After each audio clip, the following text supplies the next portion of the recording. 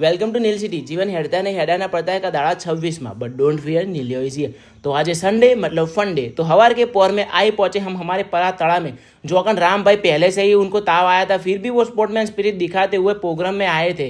पची हमारे मेहोणा के सारे बेस्ट सोशल मीडिया स्टार एक जगह पे। मोमेंट है भाई, मोमेंट है, अनोखा दृश्य है ना भाई। नहीं पची रन क्लब का रनिंग चालू करना था, तो उसके लिए वार्म अप करना तो घना जरूरी है। तो सबने पहले लगाया वार्म अप। भाई 100 लोगों ने दौड़ना चालू कराया। जो अगर मैं सबसे पहले नहीं पहले तो नहीं, सबसे पीछे था। बाकी सारे लोगों ने 2-3 चक्कर मार दिए थे भाई। पची यहाँ पर हमारे निखिल भाई जो कबूतर और ड्रोन दोनों साथ में उड़ा रहे थे। वाह। पची घनी बड़ी रनिंग के बाद डोगेश भाई के बेटे को हमने रमाड़ा।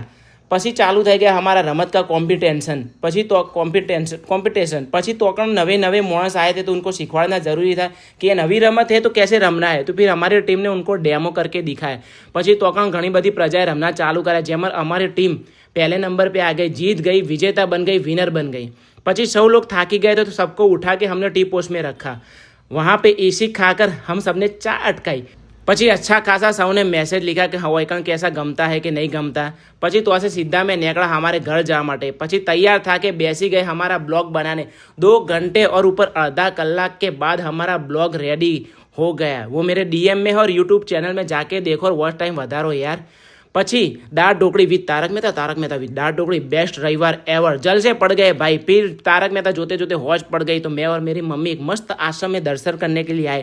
वहाँ पे गौ माता पहले से ही रिसाई गई थी, तो उसने हमको सेगड़े मारे। પછી तोकण से हम निकले हमारे ओजी सर मतलब कि लोकेश सर को मिलने, फिर हार्दिक से मिले, फिर भगवान माता जी से मिलने रोमोशना गए। फिर वहाँ से दर्शन करने के बाद खाना पीना छोड़ के आए सीधा हम किरण भाई की दुकान पे, क्योंकि हमको वहाँ नेक्स्ट वीडियो शूट करना, तो उसकी स्क्रिप्ट रेडी करनी थी। પછી स्क्रिप्ट विप लग के तोकण सीधा एक फ्लैट में घर देखने गए।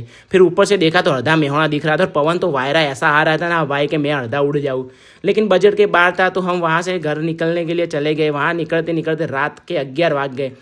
फिर हम हमारे जीवन की गाड़ी और गंजेटी को लेके निकल गए। जीवन क्या है? चाय के कप जैसा है। चाय भरेली होती है तो कप उभा रहता है, पर चाय खत्म होते ही कप उड़ जाता है। तो जीवन में पॉजिटिविटी माइंड में रखो तो आप नहीं उड़ोगे, लेकिन आपका दिमाग खाली हो गया तो आप उड़ जाओगे। जस्ट लाइक पापा की पोरी गाइस।